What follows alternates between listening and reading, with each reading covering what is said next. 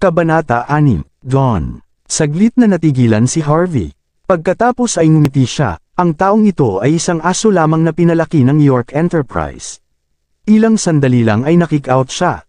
Inay, hindi ako makikipaghiwalay. Kahit na magdiborsyo tayo, hindi mo ito bagay. Sana wag kang makialam sa affair natin. Tumawa si Harvey at sinabi ang pangungusap na ito bago sumakay sa kanyang pinakamamahal na electric bike at umalis. Harvey, wala ka lang. Nanginginig sa galit si Lillian. Untik na niyang itaboy si Harvey gamit ang kanyang sasakyan. Gayunpaman, napigilan lamang niya ang kanyang galit at mabilis na umalis matapos makita ang isang pulutong na nakapaligid sa kanila. Naglakad si Mandy sa front desk ng kumpanya kapag pagkatapos ng oras.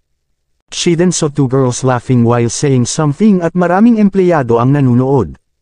Loser ang asawa ni Miss Zimmer. Sinabi niya na bibigyan niya siya ng mga rosas mula sa Prague. How dare he say that? Hindi ba niya tinignan ang sarili niya sa salamin? Not to mention na naka-electric bike siya, pati tsinelas niya ay sira. Ang isang tulad niya ay dapat pumunta at humingi ng pagkain sa halip. Oo, hindi ko alam kung bakit si Miss Zimmer ay makakahanap ng isang taunan. Kung hindi siya talo, hindi siya magiging live-in-in-law.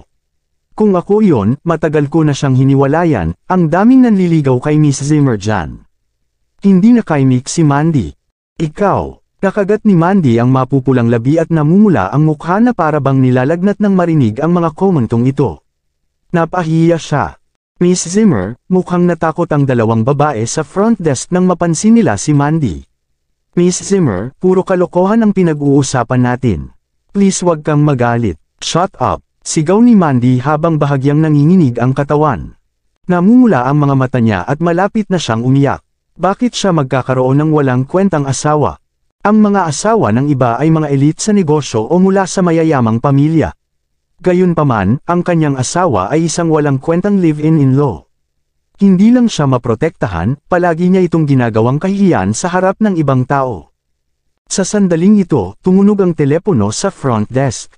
Sinagot ng takot na babae ang telepono at mahinang sinabi, Miss Zimmer, sinabi ng security na pinadalhan ka ng isang kumpanya ng logistic ng isang truck ng mga kalakal. Papasukin ba natin sila? Para sa akin. Saglit na natigilan si Mandy. Wala siyang binili, pero tumango pa rin siya. Maya-maya, nakita niya ang isang gwapo at mukhang elite na lalaki na nakasuot ng suit na naglalakad. Magalang niyang sinabi, ikaw ba, Miss Zimmer?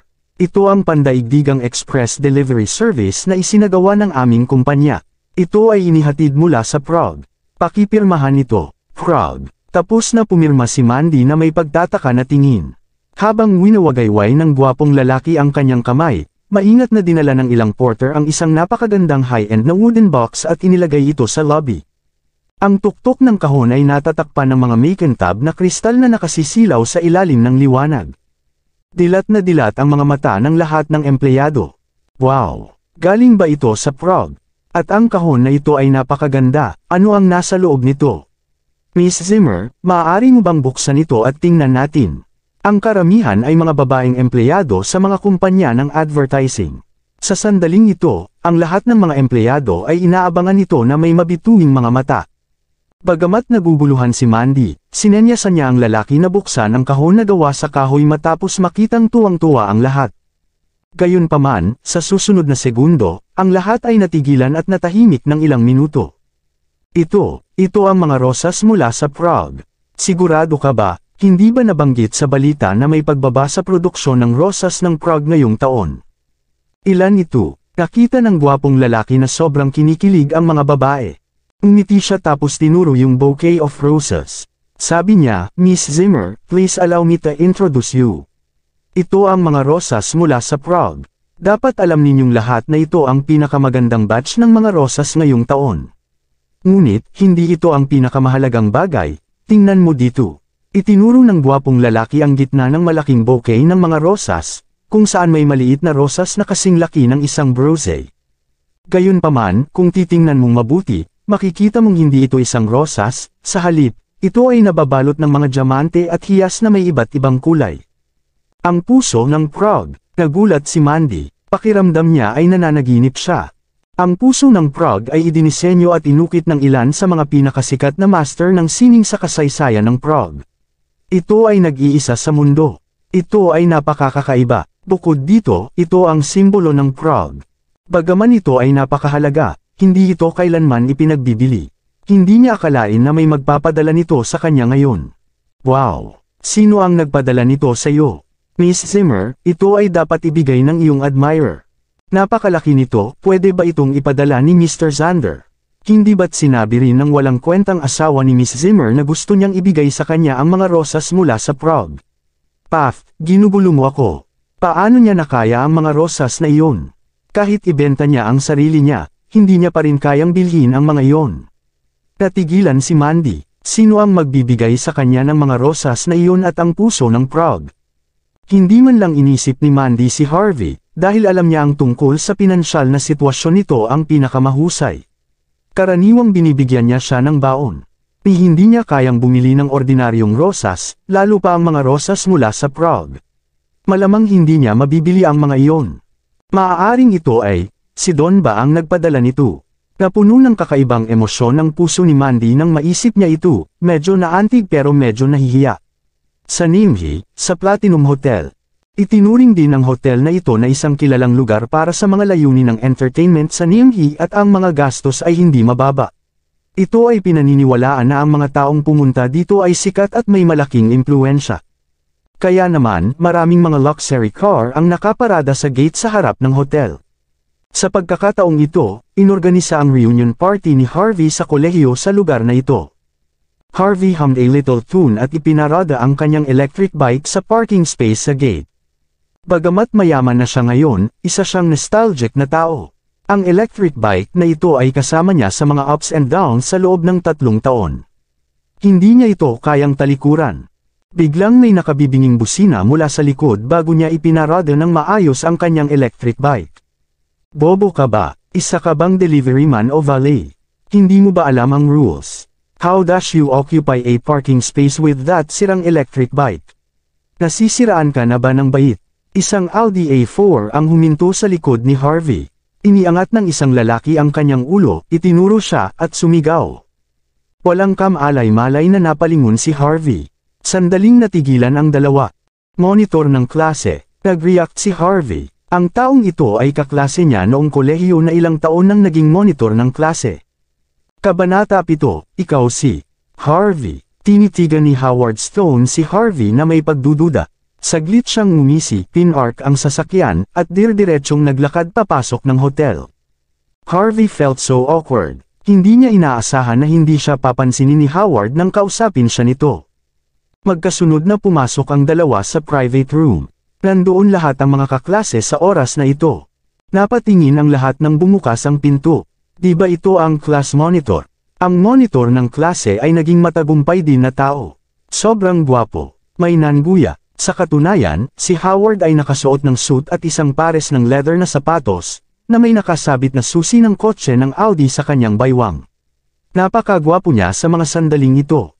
Maya-maya, may nakakita kay Harvey na naglalakad sa likod ni Howard.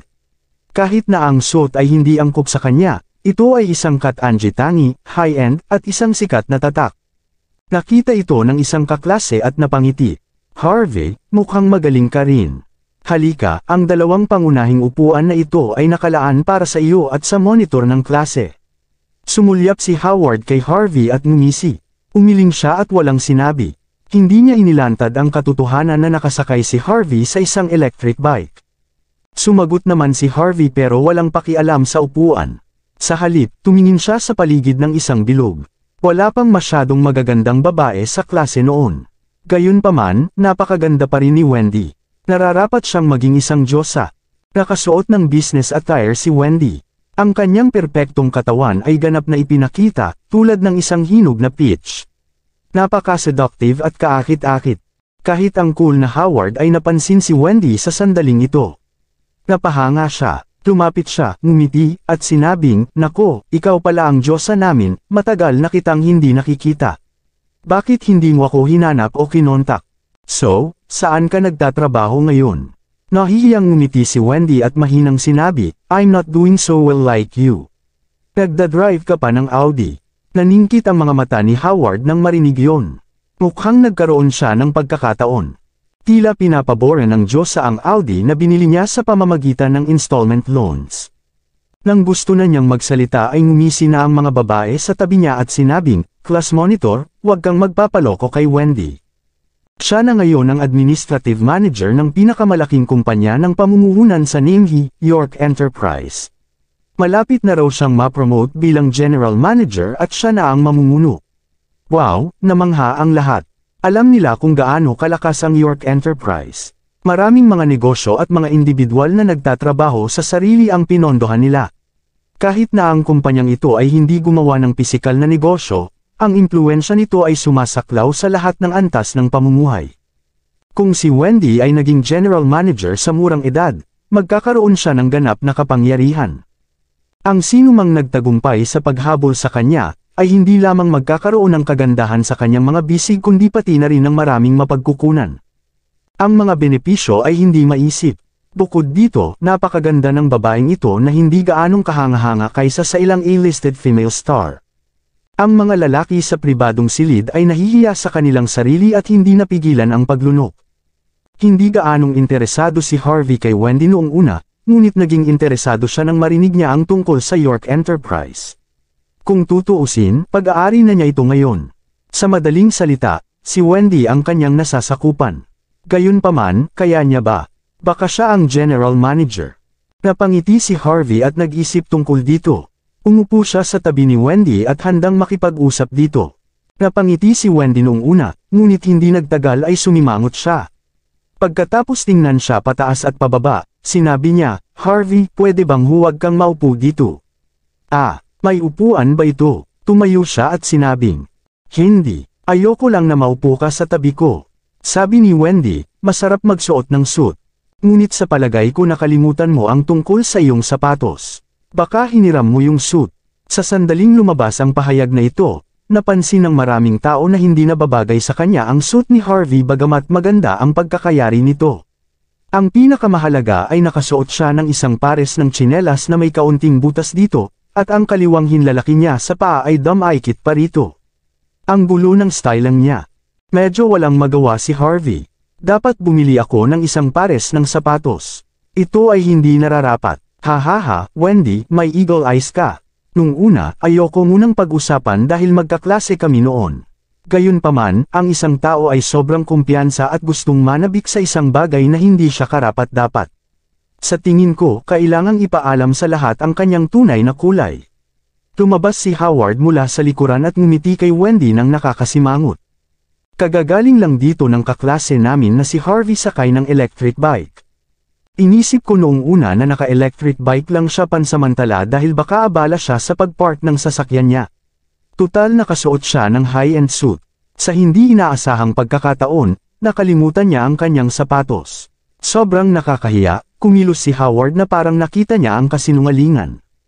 "Harvey, maaari bang binili mo ang suit na ito na may mga diskwento mula sa ibang lugar?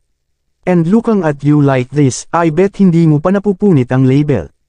Tara na at ibalik natin ang suit pagkatapos ng reunion party, okay?" Sa tingin ko, hindi naman ganoon kalala. Gayunpaman, parang pumunta siya rito sakay ng electric bike. Nakita ko ang susi niya. At malinaw naman na hindi niya pinapalitan ang tsinelas na suot niya sa loob ng maraming taon. Ang mga kaklase na iyon ay nagsimulang magtsismisan tungkol dito sa isang iglap. May iilan na gustong magpakitang gilas sa harap ng Diyosa, si Wendy. Sa mga sandaling ito, marahas nilang pinapuna si Harvey.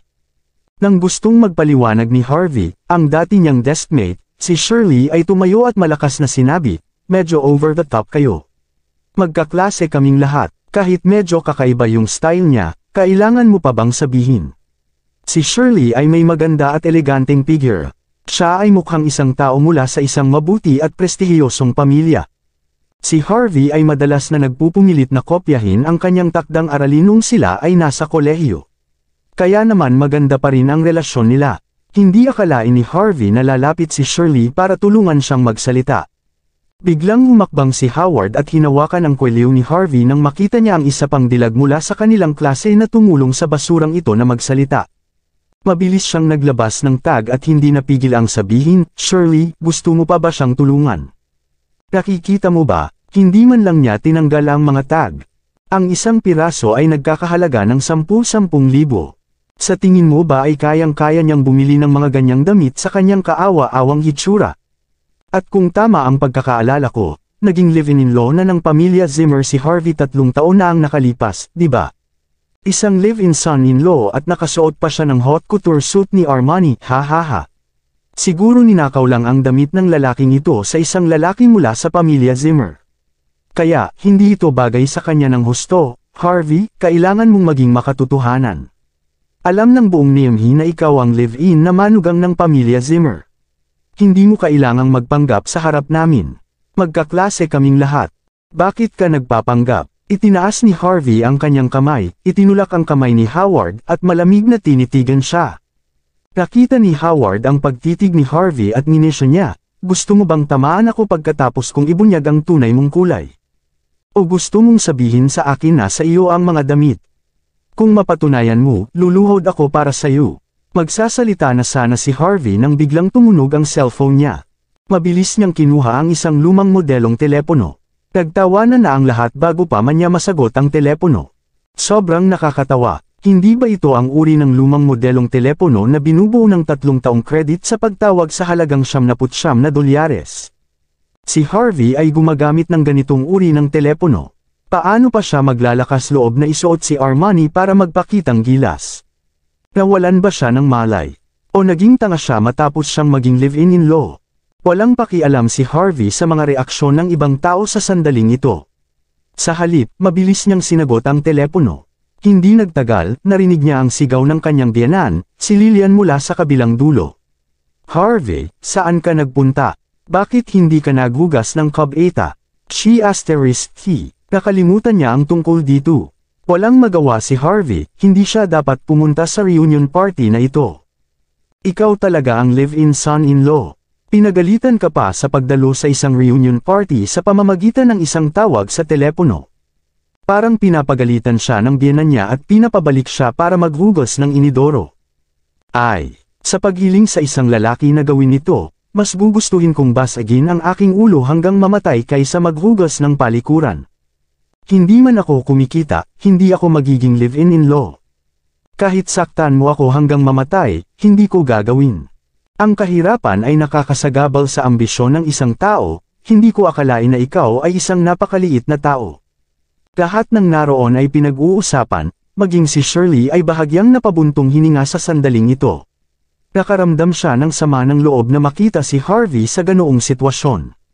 Ang kanyang kapitbahayan ay nagkataon na nagre-recruit ng mga security guard kamakailan.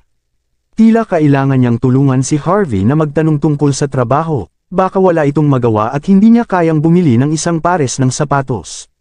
Sige, tumabas ka na lang sa lalong madaling panahon.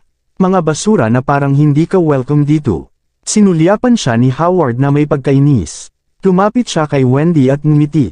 My goddess, huwag mong hayaang masira ang mood mo dahil sa ilang mga walang utang na loob. Ang restaurant na ito ay binuksan ng matalik na kaibigan ng aking pinsan. Speaking of my cousin, dapat kilala mo siya. Kasalukuyan siyang nagtatrabaho sa iyong kumpanya.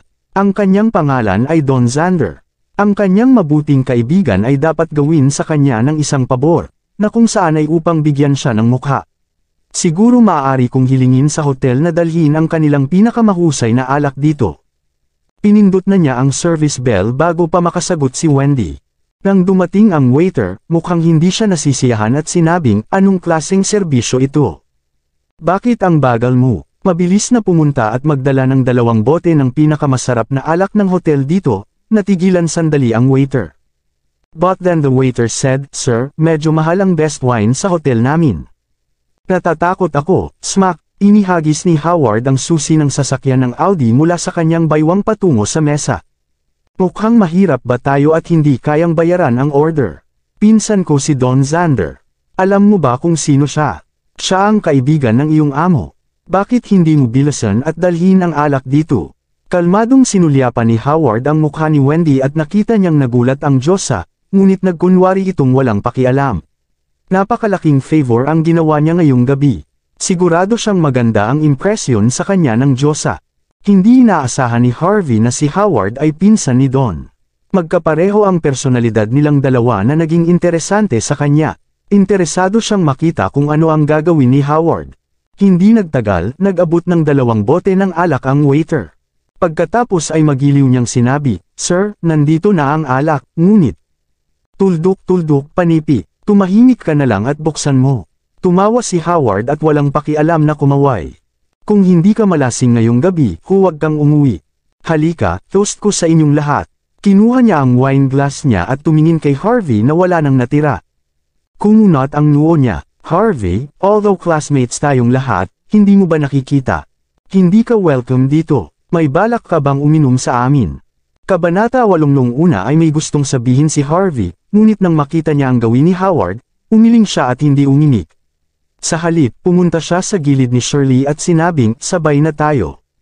Natatakot akong magkagulo mamaya." Ito, medyo nag-alinlangan si Shirley. Nagkaroon siya ng magandang relasyon kay Harvey noong kolehiyo, ngunit malinaw naman, si Howard ang pangunahing karakter ngayong gabi. Kung aalis siya ngayon, hindi ba niya sasaktan si Howard? Sa kabilang banda, nang makita ni Howard na nandoon pa rin si Harvey at nakahook up pa sa magandang kaklase, si Shirley, dumilim ang mukha nito. Tinitigan siya nito. "Harvey, ayos lang kung hindi ka lalabas. Ngayon gusto mo pang isama ang maganda nating kaklase. Sino ka sa tingin mo? Ikaw ba ay isang matagumpay na tao?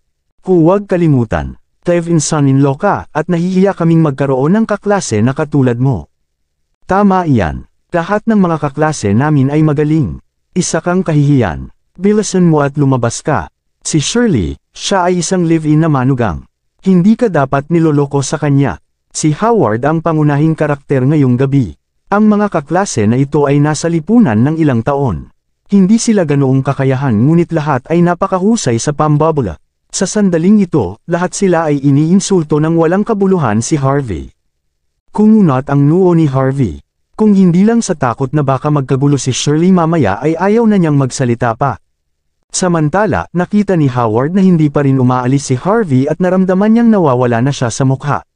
Kumuha siya ng bank card at inihagis sa dining table. Umisi siya, "Waiter, bill please." Kung ang isang tao ay hindi sumuko, pagkatapos ay hahayaan ko siyang makita na hindi niya kayang bilhin ang pagkain na ito sa buong buhay niya. Napabuntong hininga ang maraming tao matapos makita ang mga galaw ni Howard. Silver card. Tanging ang mga taong may higit sa 1 milyong asset ang maaaring mag-apply para dito. Hindi nila akalain na may ganoong tagumpay si Howard sa murang edad. Ang hitsura ay maaaring mapanlin lang. Sa kabilang banda, si Harvey ay mahirap at isang taunan. Paano magiging napakalaki ng agwat sa pagitan ng dalawang tao?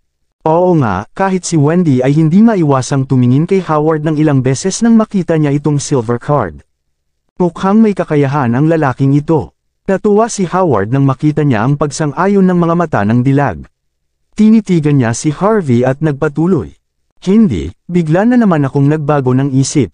Waiter, mag-Dutch tayo mamayang gabi. Isa para sa kanyang bahagi at ang iba ay sa akin. Mangyaring tulungan akong paghiwalayin ang bill sa dalawa." Tumango ang waiter at bumaba. Si Shirley ay nakaramdam ng sama ng loob para kay Harvey sa sandaling ito. Hindi ba mas maganda kung ngayon lang siya umalis? Ang pagkain para sa gabing ito ay tinatayang 10,000 at ang karaniwang konsumo bawat tao ay higit sa 1,000. Kakayanin kaya ni Harvey ang bayarin? Napabuntong hininga si Shirley nang maisip ito. Tahimik niyang inilabas ang kanyang bank card. Kailangan niyang tumulong sa pag-aayos ng bayarin para kay Harvey para hindi siya mapahiya. Sa sandaling ito, mabilis na pumasok sa private room ang waiter na may hawak ng card, at isang lalaki na tila manager. Yumuko ang waiter kay Howard na may apologetic look at sinabing, "Sir, pasensya na, kulang ang balanse sa card mo." Saglit na natigilan si Howard. Galit na sabi niya, "Nagbibiro ka ba? Mayroon pa akong milyon-milyon sa aking card, paano mo sasabihin sa akin na ang balanse ay hindi sapat?" "Opo, Ginoo, ako ay humihingi ng paumanhin. Ang pagkain para ngayong gabi ay humigit kumulang $1.8 milyong. Kailangan mo pa ring magbayad ng $1.7 million pagkatapos mong ibawas ang bahagi ng Ginoo na ito, Paft." Tuldok-tuldok, panipi. Halos mapahagalpak ng tawa si Harvey nang marinig ang numero. Parang walang galang. Ang Howard na ito ay talagang isang douche.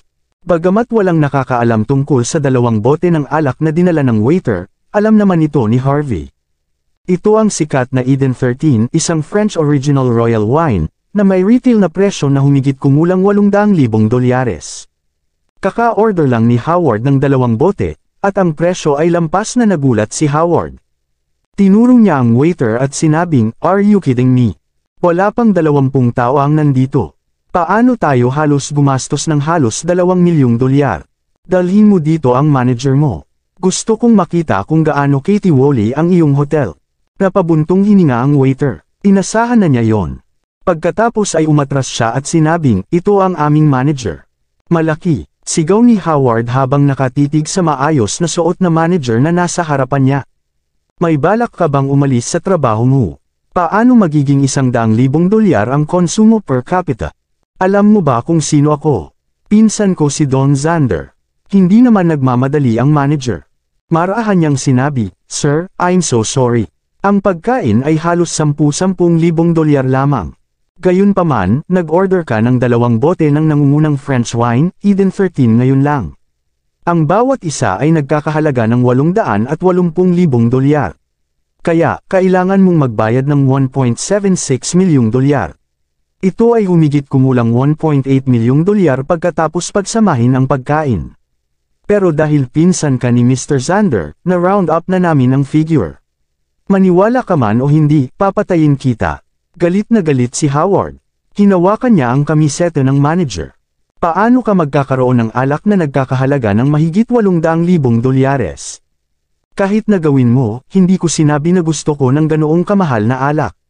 Tatawag ako ng pulis. Kinalma ng manager ang sarili at dahan-daang hinayla ang kamay ni Howard. Ilang taon na siyang nasa ganitong posisyon. Kaya, nakita na niya ang lahat ng uri ng tao sa Niamey noon.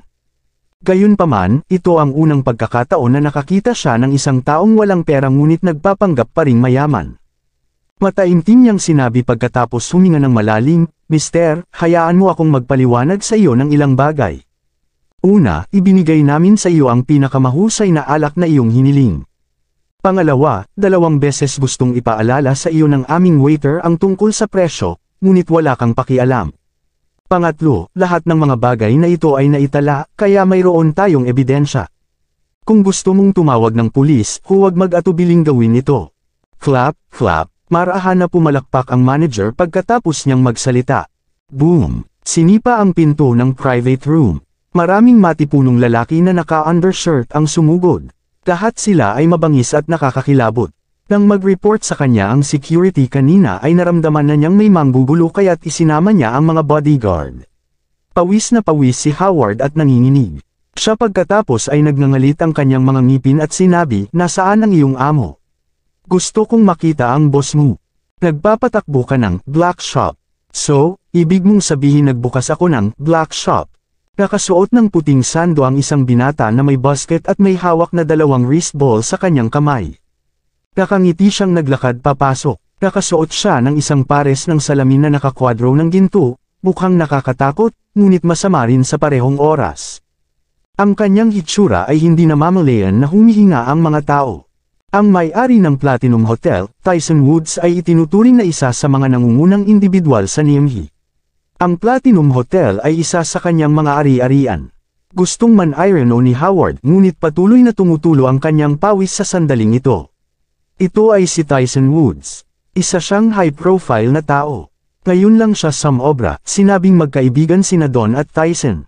Alam niyang wala si Don sa harap ni Tyson at Howard ay isang batang manggagawa lamang. How dare he mess with Tyson?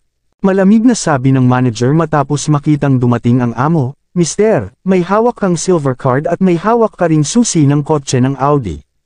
Sa palagay ko hindi ka isang taong hindi kayang bayaran ang bayarin. Ikaw mismo ang humingi ng pinakamasarap na alak at gusto mo ng 2 bote sa isang pagkakataon. Ngayon, ayaw mong bayaran ito." "Hindi, I don't dare to do that." Mabilis na sinabi ni Howard, magbabayad kami ng bill."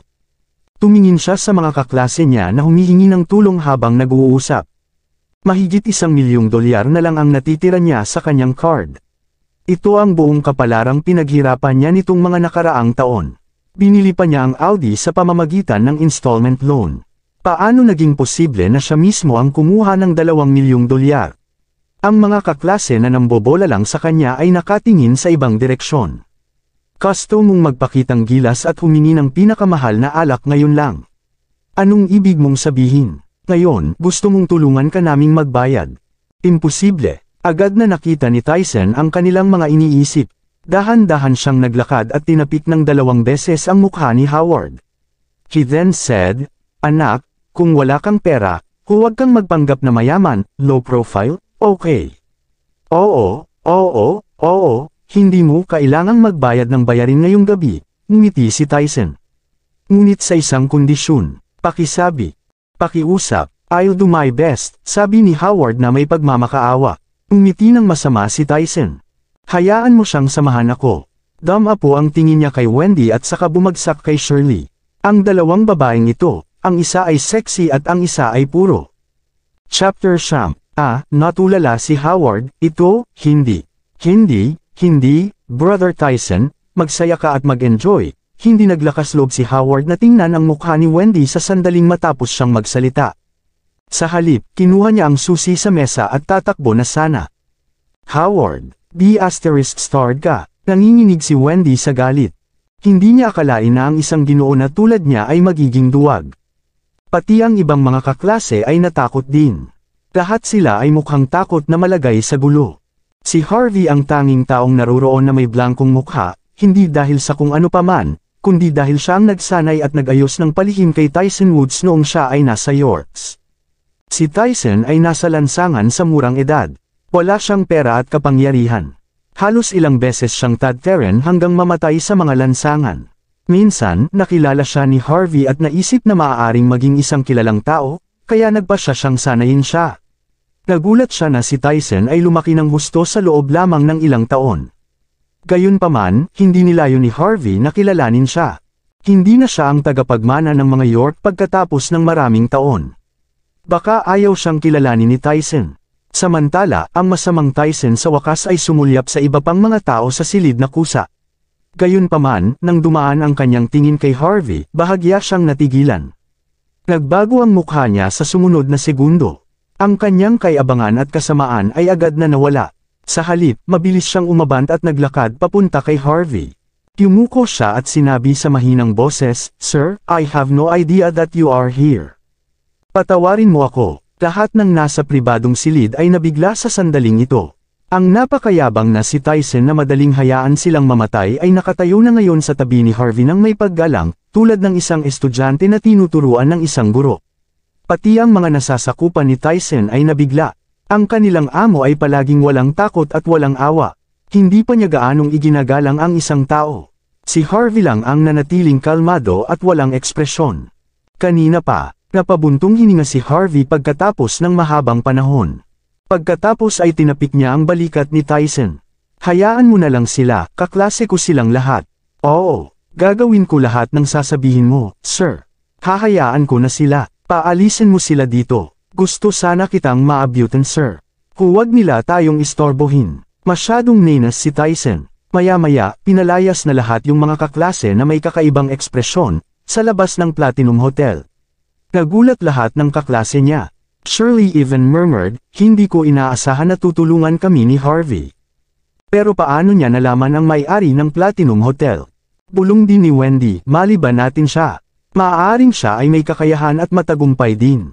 Paano tayo nagkakamali?" Naguguluhan si Howard sa sandaling ito. Nakakahiya siya ngayong gabi. Dapat niyang mabawi ang kanyang imahe at reputasyon. Alam ko, dapat pala hustler si Harvey. Matagal na siyang nakipagsabuatan sa Platinum Hotel na ito at gustong lokohin ang pera ng lahat, mapait na sabi ni Howard. Umuso si Shirley, "Kung gusto niya ng pera mo, bakit kanya pakakawalan? Alam niya kasi natatawag ako ng pulis." So, natakot siya. "Oo, kung hindi, paano malulutas ang mga bagay ng ganoon kadali?" "Harvey, ang ****starred na yan. Hindi pa ito tapos." Nagalit si Howard. Nagkatinginan ang ibang mga kaklase at nakaramdam ng katwiran. "Oo, hindi pa ito tapos." Si Harvey, niloko pa ng live-in son-in-law ang mga kaklase niya. Tingnan natin ang tungkol dyan. "The next time I meet him, I'll..." Tuldok-tuldok panipi. Nagpapagalitan lang sila. Walang nang ahas na sundan siya at guluhin siya sa sandaling ito. Umalis silang lahat na may pagkalungkot matapos magmura at sumigaw sandali. Matapos tanggihan ang Audi ni Howard, sumakay si Wendy sa isang Porsche at umalis. Naiwan lamang si Howard na nagngangalit ang kanyang mga ngipin. Si Harvey at Tyson lang ang nasa private room ngayon. Tumayo si Tyson na nakayuko, pero dumungaw pa rin siya sa bintana at sinabing, "Sir, napaka-ungrate ng mga taong ito. Gusto mo ba ako kalimutan mo na sila?" Napangiti si Harvey at hindi ito isinapuso. Kung hindi dahil kay Shirley ngayong gabi, tatahimak na lang siya at hahayaan si Tyson na makipag-ayos sa kanila. Oo. Hindi nang ahas na tumanggi si Tyson. "Sir, saan po kayo nagtatrabaho ngayon? Hindi kita nahahanap nitong mga nakaraang taon, malalaman mo rin sa huli. Tandaan mo, tawagin mo lang ang pangalan ko kapag nakilala mo ako sa hinaharap." Utos ni Harvey. Muling tumunog ang lumang modelong telepono ni Harvey habang kausap siya. Kinuha niya ang telepono at sinipat iyon. Kumunot ang noo niya at sinabing she asterisk T. "Kailangan kong bumalik at maglinis ng bahay. Tyson, pupunta ako sa iyo kapag libre na ako." Nang matapos siyang magsalita, sumakay siya sa kanyang electric bike at nawala sa mapurol na paningin ni Tyson. Kabanata 10 kinaumagahan, si Harvey na dumidilat pa ang mata at magulo ang buhok ay pumunta sa pinakamaunlad na business district sa Nimhi gamit ang kanyang electric bike. Matatagpuan ang York Enterprise sa pangunahing lokasyong ito. Tinawagan siya ni Jonathan kagabi at sinabing na kumpleto na niya ang mga pamamaraan ng handover para sa York Enterprise. Kung pipirmahan niya ang mga papeles ngayon, pag-aari niya ang kumpanya. Medyo nag-aalala si Harvey tungkol sa bagay na ito. Pagkatapos ng lahat, binili niya ang kumpanya ng $10 bilyong. Kaya naman maaga siyang sumugod dito nang hindi kumakain ng almusal. Harvey nang makarating siya sa kumpanya. Hindi nakakagulat na ito ang pinakamaunlad na lugar sa Nimhi. May mga mamahaling sasakyan sa lahat ng dako. Sumakay siya sa kanyang electric bike dito. Kung basta-basta lang niya ipinarada ang kanyang bisikleta, malamang na madala ito mamaya. Umikot siya sa paligid ng kumpanya at sa wakas ay nakahanap siya ng parking space sa gate. Bigla siyang nakarinig ng tili ng preno nang may parada niya ang kanyang bisikleta. Tapos may putok. Tumipad ang kanyang electric bike matapos siyang katok ng isang Porsche. Damn! Hindi nakaimik si Harvey. Napakalas ng kanyang electric bike. Tinakaw lang ang baterya ilang araw na ang nakalipas at ngayon ay natama nito ng isang Porsche. Anyway, ang Porsche ay isang luxury car. Nagkaroon lamang ng ilang mga gasgas sa Porsche.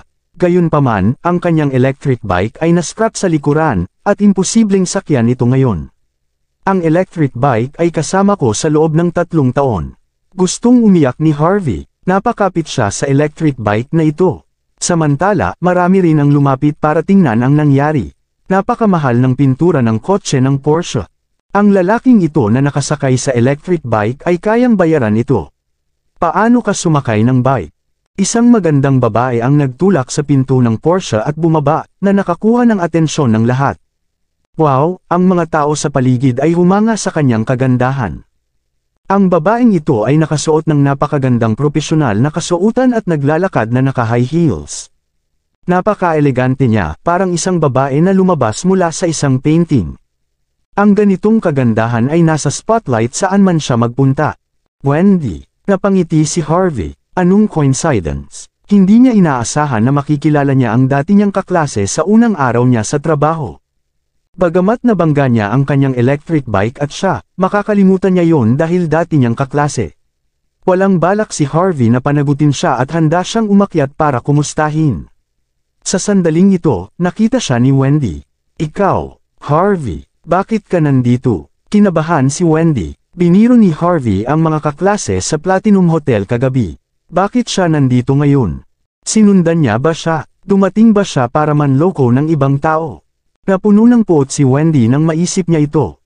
Binili niya ang Porsche na ito sa isang pautang at gumastos ng higit sa $700,000. Mahal na mahal niya ang kanyang sasakyan.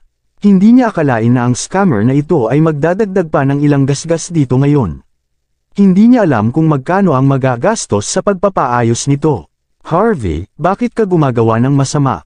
Natuto ka pang manloko ng mga tao." Agresibong sabi ni Wendy. Ikaw ang nakabangga sa akin, okay." Mukhang hindi nakaimik si Harvey. Noong una gusto ko na lang hayaan na lang since magkaklase tayo. Paano mo nasabi na sinaktan kita? Anong nangyari? Sa sandaling ito, mabilis na lumakad ang isang medyo may edad na malakas na lalaki. Siya ang security chief ng kumpanya. Nagsama siya ng grupo ng mga nakakakilabot na gwardya. Nang makita ang eksenang ito, nakilala ng security chief si Wendy at mabilis na sinabi, "Miss Sorrel, anong nangyari?" May mga chismis na asenso si Wendy sa posisyon ng general manager. Kaya naman, ang hepe ng seguridad ay sabik na makahanap ng pagkakataon na mambola sa paligid niya, walang kahihiyang sinisipsip. "Hindi mo ba nakikita?" Malamig na sabi ni Wendy. Umiti ang security chief at sinabing, "Miss Sorrel, makatitiyak ka, haharapin ko siya para sa iyo." Lumapit siya kay Harvey habang nagsasalita. Sinipa niya ang electric bike at sumigaw. "Sino ka? Hindi mo ba alam na ito ang eksklusibong parking space ng York Enterprise? Hindi ka pinapayagang iparada ang iyong electric bike dito." "Nako, astig, sino ang gumawa ng panuntunang ito?" Malamig na sabi ni Harvey.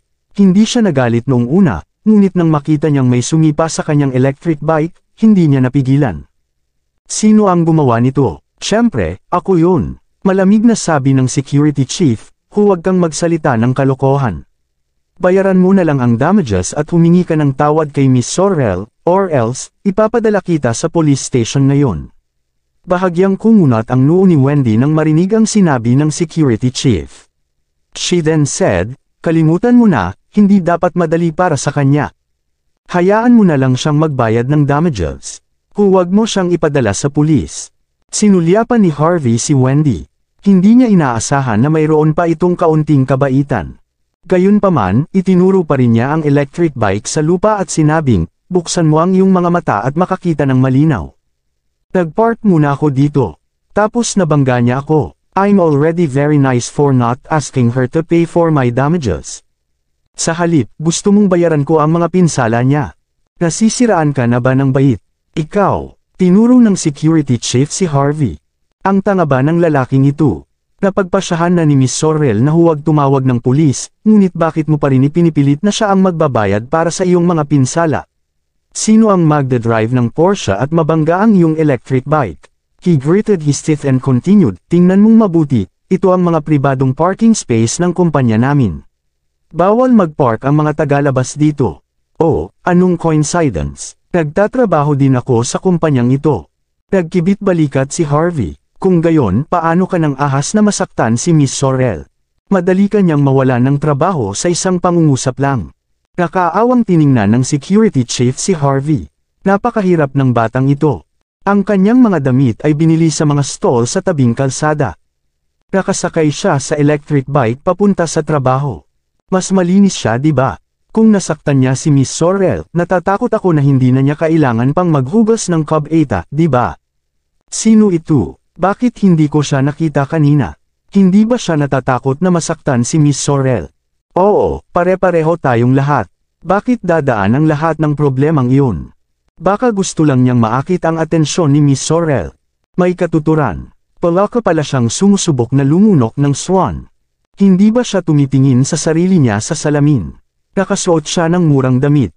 Ano ang iniisip niya? Nanatiling tahimik si Harvey. Ang ilang mga empleyado na nasa gilid na nakatingin ay pawang nagchichismisan tungkol kay Harvey sa sandaling ito.